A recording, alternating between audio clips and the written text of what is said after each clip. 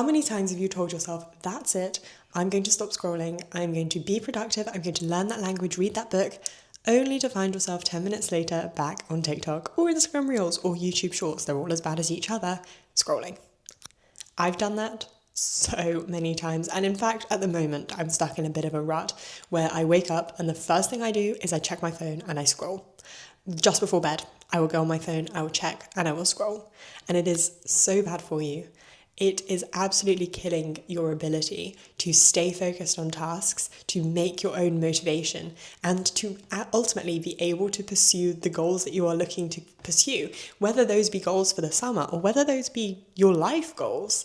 If you are scrolling at every given opportunity, that is time that you could be spending working towards the things that you actually want to achieve. When you do the maths, the results are absolutely terrifying. If you spend 4 hours a day scrolling, which is quite normal for people over the summer or on the weekends or even whilst you're still at school, that equates to almost 61 days of scrolling per year. 61 days every single year. That is 1/6 of the year you are spending scrolling on your phone. That is the amount of potential, the amount of opportunity that you're ending up essentially wasting by not being able to get off your phone. And it is not your fault, because all of these apps are designed to be addictive. The reason we spend so long on them is because they are designed to make us spend so long on them. The algorithm is designed to captivate you. It is designed to force you to stay on your phone. But this summer, you're going to make a difference. Here are 5 things, meaningful things, that you can be doing, that you can be spending your time on, as opposed to sitting around and scrolling. Some of these still involve using your phone, using your laptop, using an iPad, and that is brilliant because you can reframe the way in which you are using these devices to make sure they are useful to you and that you are not just a slave to them. I'm Erin, I'm a Cambridge University undergraduate, and I post study tips, productivity tips across YouTube, TikTok, and Instagram, so make sure that you stick around because this summer we are absolutely transforming your life. This is the first video in a series that's going to be going on all throughout the summer, where I'm going to be breaking down exactly how you're going to level up your life, having what I like to call a bit of an academic glow up. In fact, the second you finish this video, I want you to start on this just for half an hour. And this thing is to give your life a bit of an audit. Now, that sounds a bit, okay, it's good words, but what does that actually mean? So auditing your life is all about thinking about the things that you are currently doing and the things that you want to be doing. And I want you to write those down. Why? Because writing stuff down makes them more present in your brain. It allows you to have a physical, tangible representation of what you're doing and what your goals are, which then makes it clearer and easier for you to see where the gaps are. What are you doing that isn't bringing you towards your goals? What are the steps you need to take to bridge the gap between where you are now and where you want to be? Again, that sounds a bit theoretical. Let me give you the tangible steps. You're going to list 2 columns, a column of basically your daily routine, or the things that you do a lot of. So personally for me at the moment, that's going to be things like swimming, like running, like reading, like filming, like posting on social media. Also, that's going to be some negative things, like spending a lot of time scrolling, like falling victim to procrastination. And you can see some of these are very concrete things that like I'm doing day in, day out, things like going for a run, whereas some of them are less concrete, like procrastinating. And I want a mix of both of those things in each column. Now, you're probably going to find it very hard to think of everything without any prompts. So there are certain aspects of your life that I want you to think about and cover in turn. First, you want to think about your social life. Are you feeling happy when you meet up with your friends, or does it make you feel quite drained? Do you enjoy the people that you surround yourself with? There's a very common thing that comes up a lot on social media. I'm not entirely certain how true the actual science behind it is, but I think it is a wonderful simplification, shall we say, where you're the average of the 5 people that you surround yourself the most with. Do you want to be the average of those 5 people? And I think that really makes you take some time away, pause and think, okay, am I surrounding myself with people who align with not only where I am now, but where I want to be going. So think about your social life. Think about your academics. Are you studying as much as you would like to? Are you getting the grades that you would like to be getting? Are you spending too much time studying? Are you studying ineffectively? Think about all of these things, list them all down. Other aspects, you want to think about your habits. You're drinking enough water. Are you exercising regularly? Are you going out on walks? Are you enjoying nature? All of these different things. And also think about technology and your physical environment. Technology, you might be spending too much time on there. You might not be utilizing it efficiently. Also in your environment, is your room a space that you want to be in? Have you created a little sanctuary, or is it somewhere that you kind of tend to avoid? Ask yourself, what makes you feel alive? What makes you feel drained? Are you doing things that align with your goals? For everything that you're doing, is it something you wish to continue doing? If it is not, is there a modification? For example, if you're spending too much time on your phone, the modification is you want to spend less time on your phone. There might be certain things that you are doing that you want to completely eliminate. Procrastination might be one of those things. You're going to go through and audit and think. You cannot improve your life unless you know what needs to be improved. I spoke a bit about social life in the previous one, and the second thing that you can be doing, instead of just mindlessly scrolling, is building a bit of a personal CRM. How does this work? So a personal CRM is essentially a database that documents the people around you. And you might be thinking, why in God's name do I need a database of people? Well, a CRM isn't just for businesses.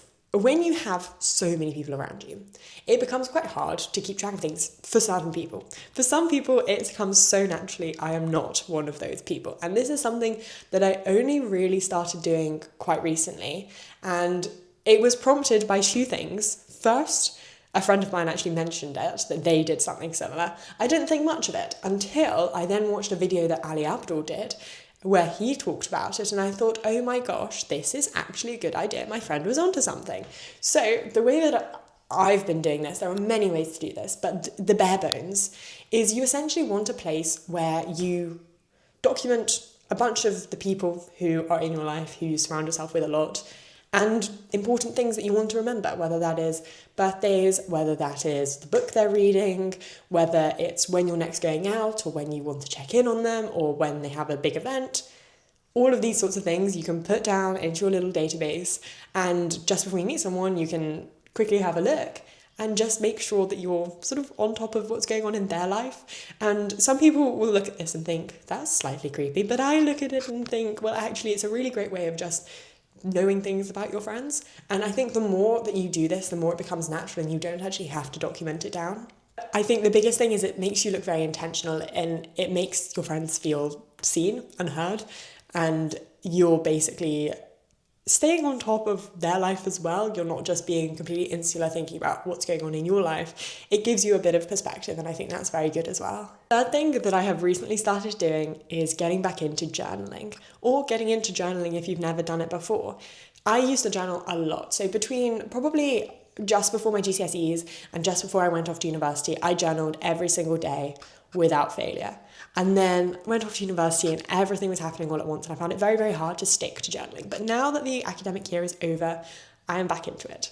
There are very, very different ways of journaling, and people will talk about it completely differently depending on who you ask.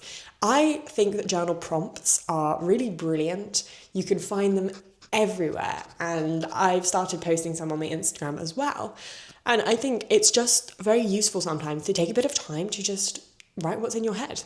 Do you know when you go to bed and you absolutely cannot sleep because all of the thoughts are swimming around your head and you're just thinking, oh my goodness, why will my brain not shut up? Journaling can help so much, because 9 times out of 10, my journal prompt that I give myself right before I go to bed is whatever is in my head, and I will just write it down. No matter whether it makes perfect sense, no matter whether I'm jumping from topic to topic to topic. If you were reading through some of my journal entries, they are almost nonsensical. But to me, in the moment, they make sense. They help clear my head.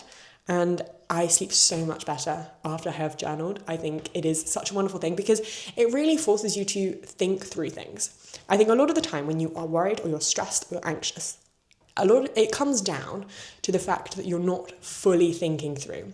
you're thinking part of the way, and therefore you're getting worried or you're getting stressed. So as a very clear example, results day is coming up for people who've done GCSEs and A-levels. And I remember before my own results days, I would be absolutely going, oh my God, what if I don't get the grades that I want? What if my marks aren't good? What if I don't get into the university I need to be getting into? What if I don't get into my sixth form? Like, you spiral. But every time I would sit down with those thoughts and I would try to journal them, and I did this for my first year exams as well, because I was getting very stressed before results came out. And you just sort of sit through and you think, okay, I'm worried. If I don't get these grades, I'm not going to get to where I want to be.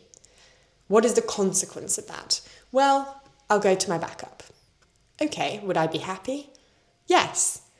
Okay, maybe it's not as bad. Oh, but I'm worried because it's so close, yada yada. Okay, you're very worried, the data's coming up, that's making it stressful. But then as you journal, you might be thinking, well, actually, why am I more worried now? Because the information that I wrote, the answers that I gave, they're the same whether or not I worry about it. If you worry about it, you're not changing anything. Your grades are going to be the same.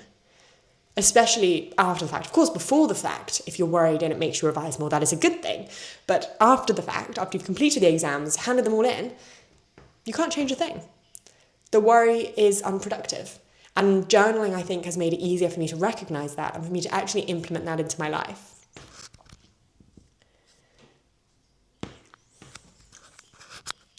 The fourth thing that you're going to do this summer, and I think this is a really important one, you're going to learn one hard thing. Just pick one. I think the problem that a lot of people face is that they think they need to be learning everything. That to have a productive summer, they need to learn to cook, they need to run a marathon, they need to go on 10,000 different holidays, they need to meet up with their friends almost every day, and they need to finish their entire to-read list. It's not going to happen. Spoiler alert. Even the most productive person needs rest. If you spend your whole summer go, by the time the new academic year starts, you're not going to be fresh, you're not going to be able to be your best self, and that is not the academic glow up that we want. However, the thing that drives most people is a sense of accomplishment. And you're going to get your sense of accomplishment through learning this one hard thing.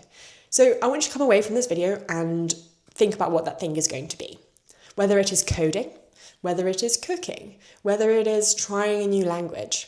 Pick a goal that is quite broad initially. Obviously, you want to narrow it down to make things more bite-sized as you go along, in the sense of, if your goal is coding, you then need to think, okay, what programming language? What course am I going to follow? How much am I going to do every day or every other day? But whatever it is, I want you to have an overarching goal that by the end of the summer, you're going to look back on and think, wow, I learned this. I did this really cool thing. And you're going to have a new skill, some new knowledge that you're going into the new academic year with. And that is always incredible. That's all for this video.